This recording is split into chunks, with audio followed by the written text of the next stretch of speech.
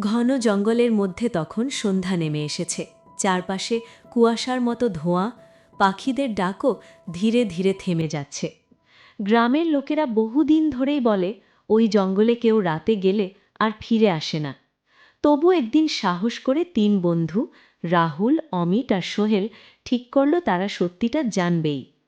রাতে টর্চ নিয়ে তারা ঢুকে পড়ল জঙ্গলের ভেতর। শুরুতে সব ঠিকই ছিল, কিন্তু একটু ভেতরে যেতেই তারা খেয়াল করল গাছগুলো যেন অদ্ভুতভাবে নড়ছে। বাতাস নেই, তবু পাতা কাঁপছে। হঠাৎ দূরে একটা সাদা ছায়া দেখা গেল। ওটা কি? সোহেল ফিসফিস করে বলল।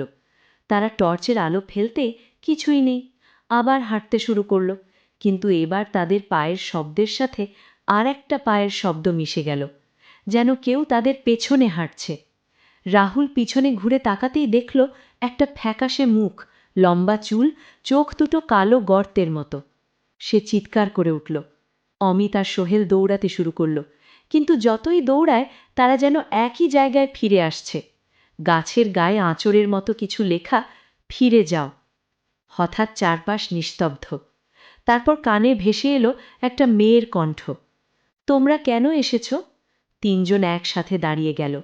সামনে সেই সাদা ছায়াটা ধীরে ধীরে স্পষ্ট হলো। মাটিতে পা নেই, শূন্যে ভাসছে। আমি এখানেই আটকে আছি, অনেক বছর ধরে। কেউ ফিরে যায় না। পরের দিন সকালে গ্রামের লোকেরা জঙ্গলের ধারে তিনটে টর্চ পেল, কিন্তু রাহুল, অমিত আর সোহেলের কোনো খোঁজ আর কখনো পাওয়া যায়নি।